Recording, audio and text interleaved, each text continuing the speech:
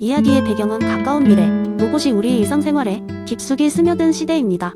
이 시대의 사람들은 로봇을 신뢰하며 로봇들은 이삭 아시모프의 로봇공학 2,3원칙을 준수하도록 설계되어 있습니다. 한적한 도시 외곽에 위치한 퓨처 스냅이라는 작은 커피숍에서 이야기는 시작됩니다. 이곳의 주인인 사라는 손님들을 상대적으로 잘 알고 있는 60대 할머니였지만 커피숍 운영에는 기술에 조금 서툴렀습니다. 그래서 그녀는 로봇 바리스타인 카페보트를 도입했습니다. 카페보트는 언제나 미소를 띤 디지털 얼굴로 손님을 맞이했고 뛰어난 스킬로 언제나 커피를 완벽하게 내렸습니다. 어느 날 동네 청소년들이 커피숍에 들어와 기계에 장난을 치기 시작했습니다. 그들은 카페보트의 메뉴 패널을 무작위로 눌러볼 뿐만 아니라 그것이 웃기는지 킥킥대며 카페보트를 괴롭혔습니다. 그 광경을 본 사라는 어떻게 해야 할지 몰라 당황했지만 차마 나서지 못했습니다.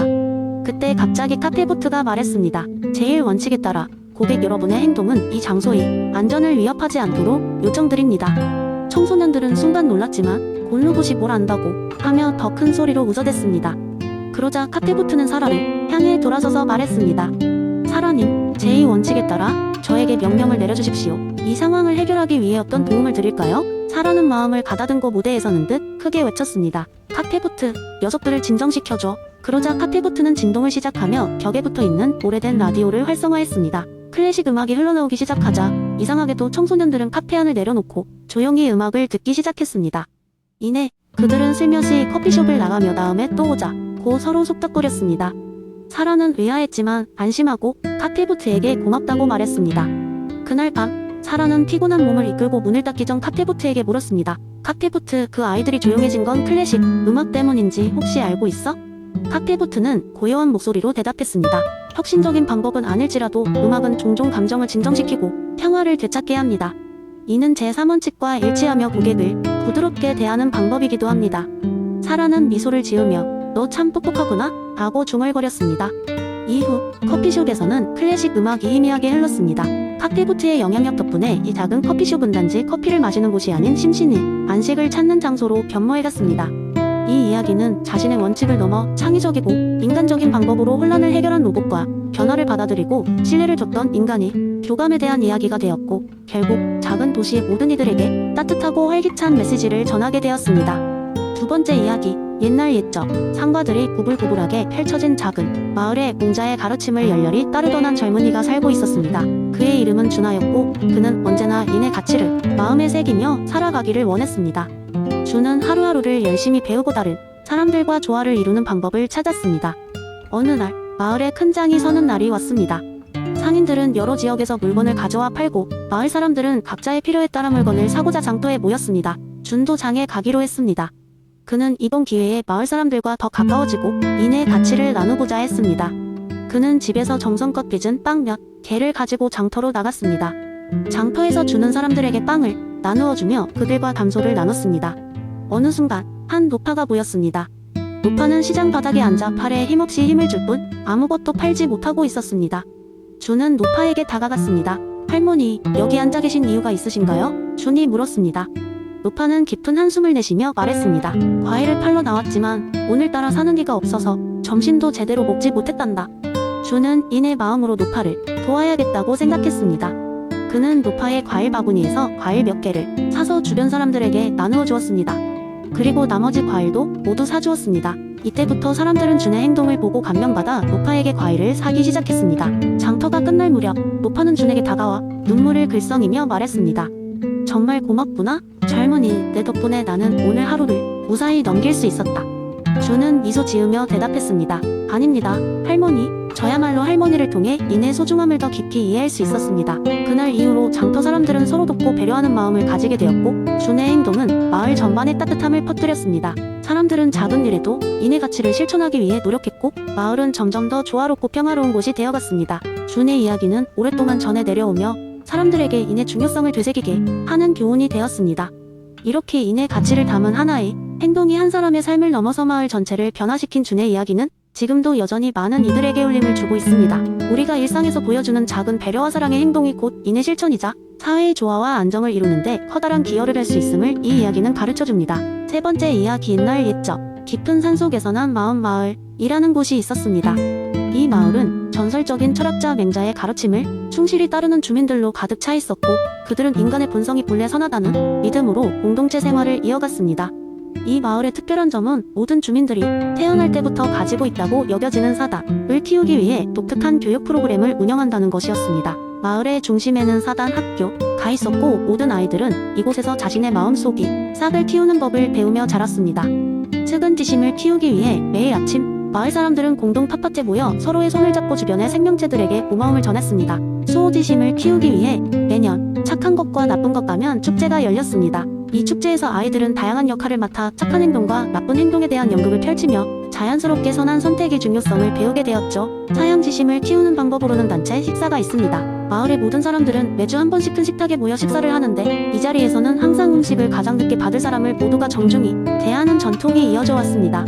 아이들은 이렇게 타인을 배려하는 마음을 자연스럽게 익히게 됐습니다. 마지막으로 12지심을 키우기 위해 마을에서는 이야기의 밤이라는 행사를 열어 온갖 종류의 도덕적 딜레마를 이야기하고 함께 토론하는 시간을 가졌습니다.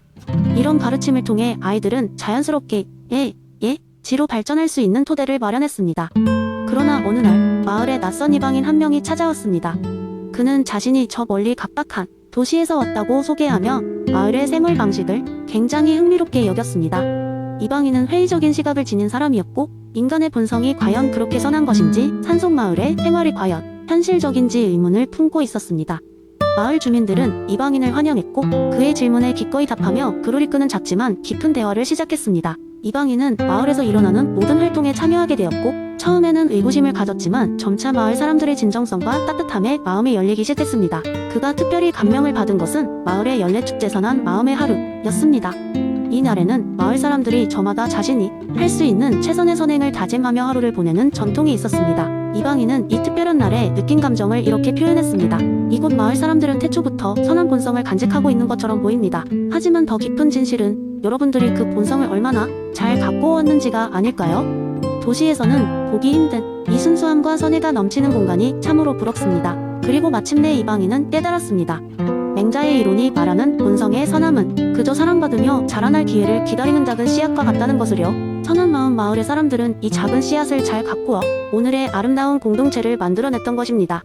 결국 이방인은 마을에 남기로 했고, 자신이 배워왔던 삶의 방식을 다시금 도시에 있는 가족과 친구들에게 전할 수 있는 날을 꿈꾸며 새로운 삶을 시작했습니다.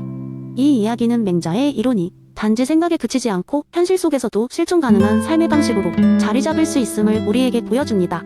이방인의 변화를 목도한 마을 주민들은 인간의 본성을 더없이 아름답게 발휘할 수 있도록 돕는 교육과 환경이 중요성을 다시금 깨닫게 되었습니다.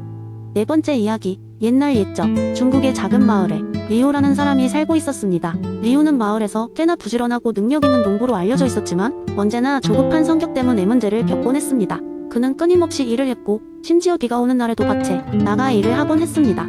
다른 사람들은 비 오는 날엔 다들 집에서 쉬곤 했지만 리우는 시간이 아깝다며 일을 멈출 줄 몰랐습니다. 그러나 그가 아무리 열심히 일해도 농작물의 수확은 생각만큼 늘지 않았습니다. 이러한 리우에게 어느 날 마을을 지나가던 현명한 노인이 다가왔습니다.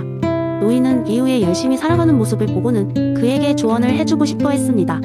리우, 너는 정말 부지런한 농부로구나. 하지만 내가 좀 더 나은 수확을 얻고 싶다면 우의의 지혜를 배워보는 것이 어떻겠니? 리우는 의아해하며 물었습니다. 우의라니요? 일을 하지 말라는 말씀인가요? 노인의 얼굴엔 잔잔한 미소가 떠올랐습니다. 아니, 일이 중요한 것이지. 하지만 우의란 자연의 리듬을 따르라는 것이다. 억지로 뭔가를 하려고 애쓰기보다는 자연이 도와줄 때까지 기다리는 법을 배우란 말이야. 리우는 처음에는 그 말을 이해하기 어려웠습니다. 하지만 그는 노인의 지혜를 무시할 수는 없어 그날부터 조금씩 그 가르침을 따르기로 했습니다. 비 오는 날에는 일을 멈추고 집에서 여유를 즐겼고, 너무 덥거나 추운 날에는 그저 편안하게 쉬었습니다. 그는 자신의 몸과 마음이 휴식을 취하는 사이 자연이 그의 농작물에 어떤 변화를 주는지 지켜보기로 했습니다. 시간의 흐름 속에서 리우는 자연이 흐름에 몸을 맡기는 것이 얼마나 중요한지 깨달아가기 시작했습니다. 자연 속에 살아있는 모든 것들이 자신만의 리듬과 시간을 가지고 있다는 것을 이해하게 된 것입니다. 비가 올 때에는 땅에 물을 충분히 공급받고, 해가 뜨겁게 내리칠 때에는 광합성을 위해 햇빛을 받는 식물들을 보며 억지로 무언가를 하기보다는 적당한 타이밍에 맞춰 행동하는 것이 더 나은 결과를 낳는다는 것을 터득했습니다. 결국 그해의 수확은 역대 최고로 많았습니다. 리우는 처음에는 어쩌다 운이 좋았다고 생각했지만 해가 지날수록 우이의 자세로 일하는 것이 얼마나 효과적인지를 몸소 체험하게 되었습니다. 그는 점차 웃음이 많아졌고 일에도 삶에도 여유가 생겼습니다. 마을 사람들은 리우의 변화를 보고 그에게 어떻게 그렇게 훌륭한 결실을 맺었는지 물었습니다. 그러자 리우는 이렇게 대답했습니다. 노자의 무의를 통해 나는 자연의 스승이 되었고 그 스승이 가르쳐준 대로 억지로 일을 하지 않고 자연에 몸을 맡겼더니 이렇게 좋은 결과가 오더군요. 이 이야기는 마을 사람들에게 오래도록 전해졌고 그곳에서는 사람들이 자연의 흐름을 따르고 삶의 여유를 즐기며 조화로운 삶을 살아가게 되었다고 합니다. 리우의 썰은 결국 우리의 철학이 단지 행동하지 않는 것이 아닌 자연과 하나 되는 지혜라는 것을 전하는 메시지가 되었던 것입니다.